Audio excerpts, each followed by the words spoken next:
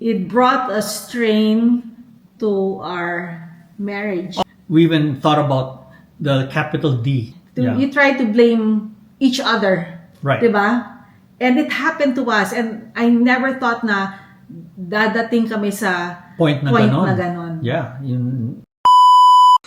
Marriage and money.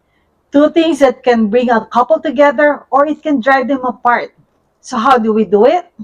So in this vlog, we thought it would be fun to answer your questions about how we handle our finances. So let's get into it. So our first question is, where does our pay go? So before anything else, yung net pay namin when we get our salaries, it's net of our contribution na to our 401 or 403Bs, di ba? So nakatanggal na yun yung mga contribution para separate na yung parang yung savings for retirement, di ba? Yeah. So yung amount na that's deposited in our account is what we use for budgeting. Yes. So our budget revolves around dun sa net pay namin. So our joint checking account is where our salaries go into, right? Mm-hmm. These are because we have to pay for mortgage, insurance payment, car payment, utilities, and we also have a savings account where it's dedicated for emergency funds. Mm-hmm. Separate right? And if you're going to ask us, no, we don't have personal accounts because we want to keep it transparent. Yeah. So number 2, do we use an app or a worksheet? Actually, we go the old-fashioned way, notebook. We jot everything down, yung mga budget namin. Everything is on the notebook. Pero hindi ngayon, ano na tayo but we first of all, we do the dirty work here. We started with the notebook. With the notebook first. Notebook and pen. Yeah, and then we do the discussion. And after that, of course, that's the time we go to the Excel. So we do this first. Yeah. It's a rough sketch. Look at itong notebook na to, it's been like years. We have here like whatever we discuss in budget. It's everything's here. Our net worth. So, nakikita namin. Yeah. Yun. So, old school pa rin kami. It's the notebook. Right. But eventually, it's gonna be transferred to a spreadsheet. Baka sabihin nyo, dinosaur age kami. Hindi. We start with a dinosaur age and it becomes... old-fashioned na. Medyo na kami, modernized na kami. So with this notebook, we have our regular money dates. Yes. So usually we do it quarterly. We discuss like ano yung status namin financially. Is it healthy or may kulang pa ba? And that's what we do yung mga discussions na ganon. Kasi I remember also nung nagkaroon ng COVID, now I was furloughed. Buti na si Haven, okay. I was furloughed and hindi namin, it was scary, di ba? Of course. Hindi natin alam how long it would be. The future, what you're facing. And it would be like Haven only bringing in the money. I think we got money also like from the government. Pero, hindi mo pa rin alam You don't know. What the future is eh. And from there, we went back to our notebook. And we readjusted our budget. Yeah. So itong notebook na to is very precious. So let's talk about naman what happens if somebody wants to buy something. Kasi we have a joint account, diba? So what if like Haven wants to buy something and I want to buy something? Ano yung dynamics natin dun? Usually when I want to buy something, I ask permission first. And guess what? Who wins? Palagi siya. Hindi, naman yun eh. Check and balance. Check and balance. Diba? Check and balance. Pag if it's like a small amount, pinababayaan. Yeah, but if you really need something, like say it's a necessity, go ahead, right? Yeah. Para mabuti na yung alam both parties para walang pagdating pag nabili na wala na yung tak. Diba? Yeah, if you don't really need an item, that's savings. Pero minsan pa rin, like when I buy or when he buys, na feeling namin na that person doesn't need it. Yeah. I say something and he says something, and then minsan naman marirealize din namin na hindi pala namin talaga kailangan. The one thing that we agreed on is always yung food, yun. Food. Ayun, food lang. Mahilig lang talaga. But yung mga ibang bagay, pag kailangan, yun, bibili kami. And number 4 is who tracks the expenses and who pays the bills. Yeah. I track expenses kasi I'm very meticulous sa figures. So figures. Yeah. Like I'm a number person, so talagang ano yun, parang ano yun pet peeve ko ata yeah, yun I know. no? Na, Natural, no? oh, kasi niloloko nga ako ng family ko na whenever we talk about something, I always ask, magkano yan? Yeah. Kino-compute na yan, ha? Automatic yun. Gumagano na Miski sales, 40%. 40% ako, ganito yung masasave natin. Masasave natin. Hindi nga. But when it comes to my part, I take care of yung mga bills. Kasi I'm very, very meticulous also sa mga deadlines. Ay, nako. Very organized. Very, very organized ako dyan. Which is, I'm okay, pero Yeah. I'm not as organized as him. Yeah, when it comes to that. OCD ka kasi. Yeah. But it's really important that both spouses, they're involved in managing finances so that everything is clear and transparent.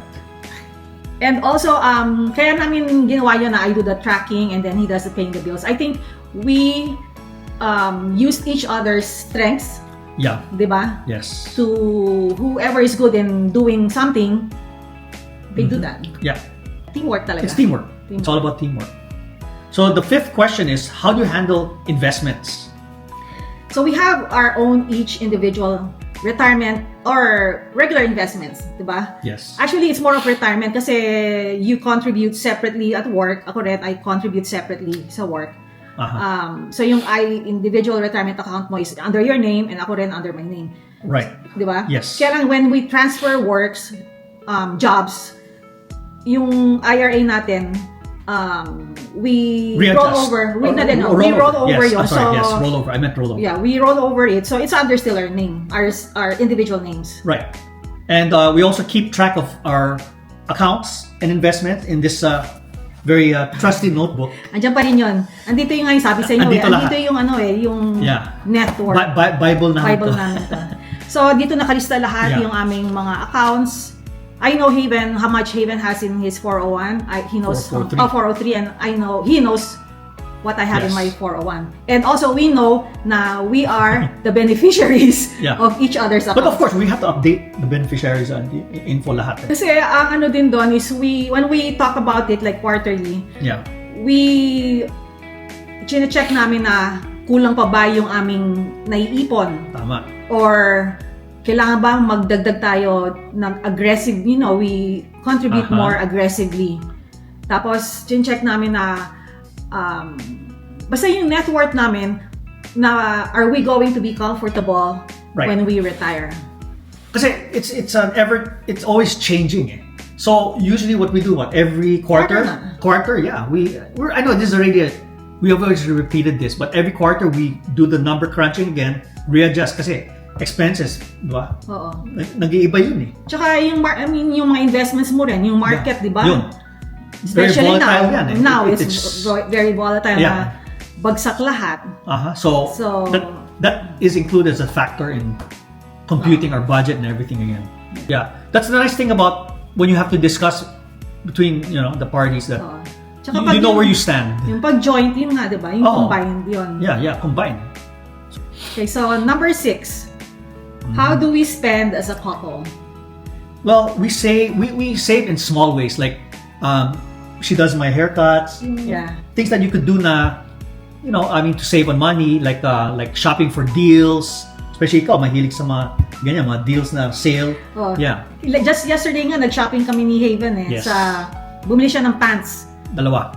If he bought it like in the regular price, it would have cost him like $120. 120? Yeah. $120. Mga And he paid only $42. 42. So that's a big O, diba? difference. Oh, yeah. Oo. We also discussed where to splurge. Yeah. Mostly sa food yan. Food and travel. Talagang Yeah, pinag-iipunan namin yung that's- travel. Yan ang talagang dalawang anto. And number 7, have we fought about money? Mm-hmm. That's the big question. Yeah. Of course, it's not all. Bed of roses. Yep. It happens. Syempre. Yeah, we're a normal couple, and we fought about money, Yeah. especially like when we had financial problems. Mhm. We've had financial problems before, and share na nga natin, no? Na before we went into business, sabi namin na maybe this one would bring in additional income. Yun ang ano natin yun yung target natin to bring in additional income. Tsaka for our retirement, sabi namin, magtayo tayo ng business para pa nag-retire, meron kaming source. Yeah, Diba? source of income. Pero, unfortunately, it didn't work. And that was, There was a time about, we even thought about the capital D. Hindi, pero alam mo, which is divorce. feeling ko nun, ano lang yun No, I don't think emotional lang yun parang kasi, naging outlet yun kasi naging outlet galit lang yun. Parang, nag-threaten Yeah. lang, Oo. kasi na parang, nag-aaway ka na. Nag-aaway. Na, parang, kasi pag ganyan, Yeah. if it didn't work, you try to blame Yeah. You try to blame each other. Right. Diba? And it happened to us. And I never thought na dadating kami sa Point na ganon. ganon. Yeah, yung that D word, oh Oo. gosh. And, syempre kasi takot tayo na ang laki nang nawala. But that's one really key element. Well, I can't really say. That's one reason why there are a lot of divorces because it boils down talaga to money. O talaga naman Talaga, talaga lahat Money Money. is the cause of divorce. Divorce, Number yeah. one, I Number think. one. Yeah. Di ba when you got married, yung vows natin is for better or for worse. This is a perfect example. Di ba? Yeah. We both fell, pero sabay din kami bumangon. So yung nung nangyari nun, syempre takot na takot kami kasi Brian was still in school. And that was supposed to be like another source of income for his college expenses. Yeah. Pero yung nga, sabi namin, the business didn't work out. And at the time, what we did was we reworked our budget. We did, major rework. Major rework ng budget. Sa awa ng Diyos, we were able to get through it. Yeah. Ganun naman yun talaga. You find the solution do sa problema. Hindi yung give up ka Give na, up ka diba? na, yeah. Give up ka No. na.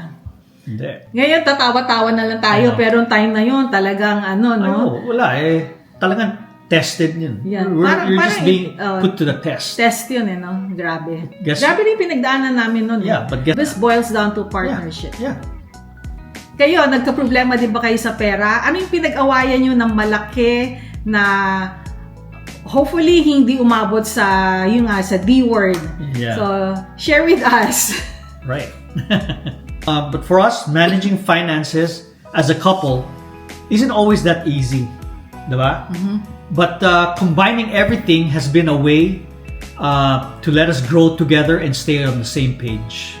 Every couple is different. And if you're planning to do a combined finances, just remember that teamwork, transparency, and communication is the key. Yeah. So, what about you guys? How do you handle finances as a couple?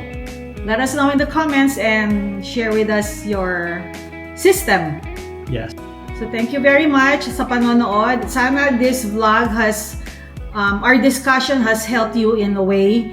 And if you liked our video, give us a thumbs up. And if you're new to our channel, please like and subscribe. And Hit the notification bell. thank you very much. And we'll see you in our next vlog. Bye-bye.